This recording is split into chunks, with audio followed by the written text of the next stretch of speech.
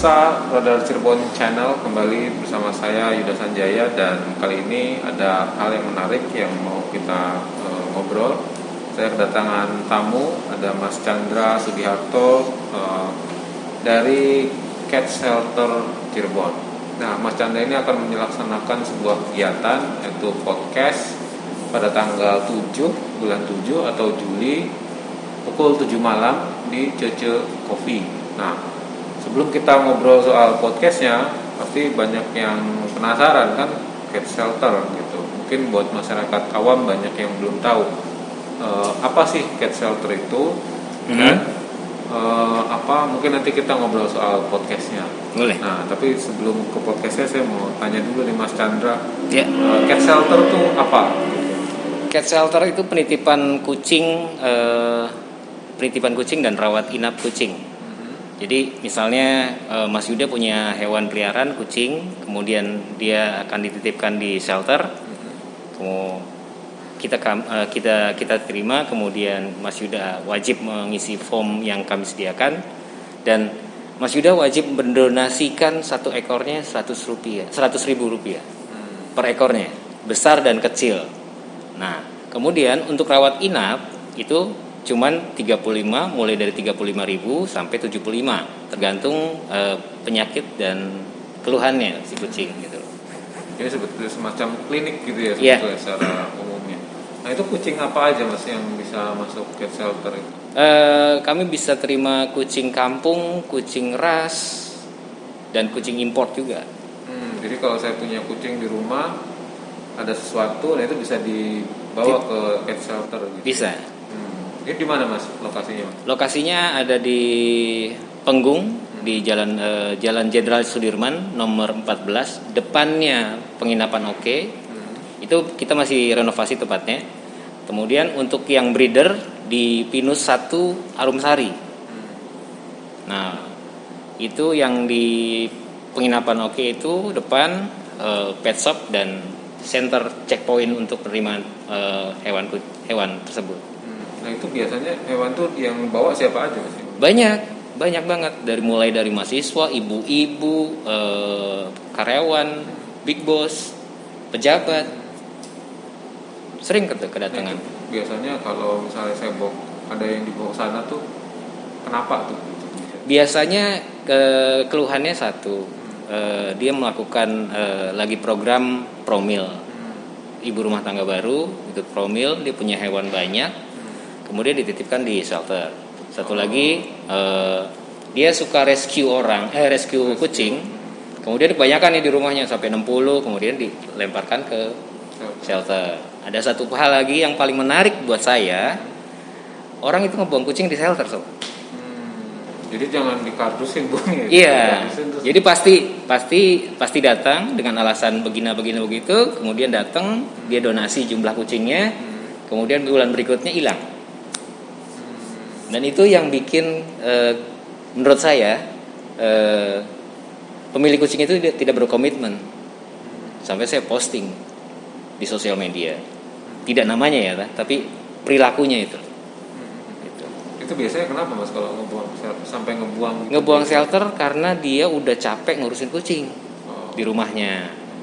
Kebanyakan. Nah, dengan faktor ekonomi yang sekarang Covid, pengusahanya lagi ambruk atau gimana, akhirnya disisihin ke shelter. Nah, bebannya di shelter dong. Nah, kita bekerja dengan hati, bukan dengan rupiah. Maka saya bikin beberapa inovasi klinik dan grooming, kemudian podcast yang nanti akan saya jelaskan. Dari situ itu saya dapat rupiah.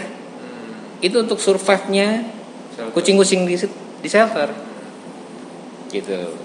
Dan tidak menutup kemungkinan orang yang datang tiba-tiba datang bawa makanan, kemudian bawa di amplop dikasih. Itu namanya malaikat tanpa sayap. Iya. Itu malaikat tanpa itu sayap. Yang dia punya kepedulian ya, lebih makhluk-makhluk. Betul. Gitu. Mas, nah ini tadi kan bicara yang buang kucing ya. Kan kalau biasanya identik dibuang kucing itu dalam tanda kutip biasanya kan kucing kampung gitu. Yeah. Nah, kalau shelter tuh yang dibuang sama kucing kampung. Betul. kucing kampung dan kucing ras. Kucing ras juga. Kucing ras yang sudah tua, udah umurnya 2 tahun, udah nggak produktif. Sebenarnya dia bibit untuk membiayakan kucing-kucing yang lain ya, karena dia jantan, dia ngebuahin betina kan, ya kan, udah nggak kondusif nih, dibuang lah, titipin lah shelter. Sama kucing kampung juga sama, mulai dari anakan, induknya sih kumpul aja. Jadi kalau datang kayak arisan gitu loh. Mas, ini mungkin saya menyambung pertanyaan saya tadi nih Mas, kan sebelum kita ngobrolin podcastnya ya, nah biasanya kan kita nemuin hewan nih, baik di lingkungan perkantoran, di perumahan ada saya kucing-kucing yang memang hidupnya liar lah gitu ya. Sebenarnya sikap kita tuh sebenarnya seperti apa harusnya? Sikap kita tuh wajib tidak mengusir kucing tersebut, karena emosional kucing liar tersebut itu sangat sensitif. Satu, yang kedua, pelihara dan adopt baik-baik. Rawat mereka supaya tidak ada banyak populasi. Untuk menghindari populasi yang banyak, itu kita bisa langkahnya steril untuk yang betina.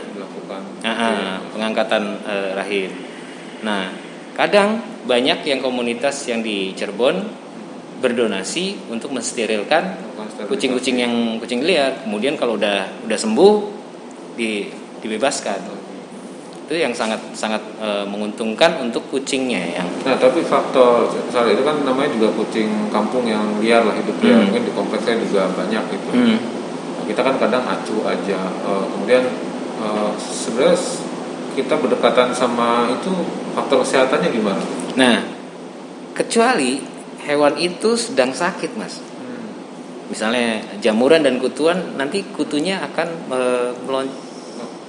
melompat di kita, dan kulit kita agak gatal dan pasti akan digaruk gitu loh. Nah, sebelum kita ambil, kita cek dulu tuh kucing liarnya sehat atau tidak. Kemudian kalau misalnya sakit, baru diberikan obat, fasilitas yang lengkap untuk sehat, baru dilepaskan kembali. Sama aja kita membiayai kucing liar yang sakit untuk kembali sehat.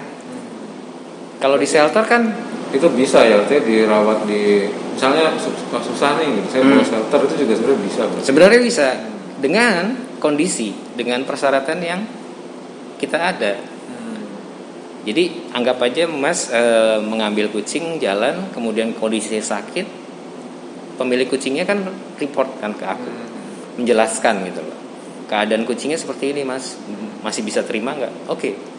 Selama masih ada kandang, masih ada space, saya terima. Kalau misalnya kita kekurangan kandang, itu saya akan teriak gitu ke pada donatur, ayo dong nyumbang dong kandang lagi gitu loh. Gitu. Baik. Jadi memang kayak memang hidupnya memang ini ya, independen lah ya shelter, tapi juga butuh kepedulian dari orang sekitar atau para pecinta hewan lah. Betul. Ya. Mas, tadi kan kita di awal sudah sempat nyinggung nih soal program podcast ya. Itu tanggal 7 bulan 7 jam 7 malam. Nah, sebetulnya apa tuh mau di acara itu mau ada apa? Sebenarnya gini, motivasi saya untuk memberikan edukasi tentang sehatnya hidupnya kucing bersama manusia. Kalau misalnya manusia berdampingan dengan kucing, konon yang sedang program hamil tidak bisa. Tapi saya akan jelaskan bersama dokter dan pakarnya. Hidup sehat bersama kucing tuh tidak membuat mandul loh. Gitu loh. Itu kan mitos. Ya, katanya ada virus apa gitu ya, yang dibawa sama kucing yang bisa nanti membuat bahkan keguguran katanya. Ya. Dan itu mitos. Tidak terbukti secara ke dokter. Nanti dibahas sama ahlinya. Nah, itu nanti ada dokternya berarti. Ada dokternya, dokter hewan sama dokter kandungan. Nanti yang akan hadir siapa aja, Dok? Masih dirahasiakan. Tunggu tanggal 7. Nah, tapi kenapa tadi kan mungkin salah satu misinya kalau saya tangkap kan edukasi ya. Tapi kan itu baru satu hal nih terkait hidup sehat bersama kucing gitu. Nah, misi lainnya apa misalnya? Misi lainnya campaign tentang animal shelter berawal dari cat shelter, kami berubah jadi animal shelter. Itu untuk mencakup 9 hewan. Bukan kucing saja. Bisa, mohon maaf, anjing, kelinci, reptil dan lain sebagainya. 9 hewan peliharaan sesuai dengan SOP saya. SOP animal shelternya. Saya waktu masih bujangan agak ekstrim sih miaranya. Gimana tuh? Reptil. Tapi waktu masih Nggak bujangan. apa-apa. Ya.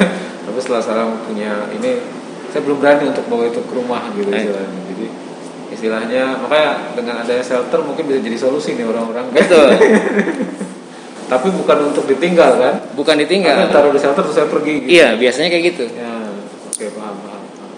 Jadi sebelum masuk ke shelter, cek body, kalau bahasa checkpointnya, cek body, timbang, isi form, lampirkan KTP, tanda tangan di atas materai untuk meyakinkan bahwa itu berkompetensi dan bertanggung jawab dengan komitmen yang tinggi untuk berdonasi setiap bulannya. Yes.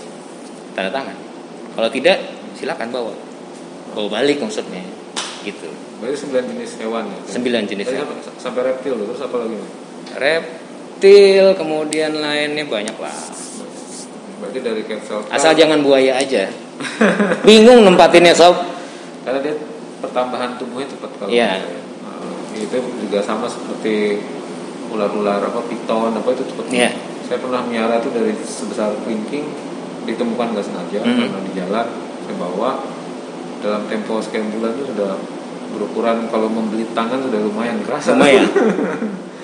Gitu, sampai akhirnya istilahnya dalam tahap tertentu sudah tidak sanggup lagi untuk melihara reptil yang semakin besar kan. Kalau piton gitu kan cepat gitu pertumbuhan tubuh.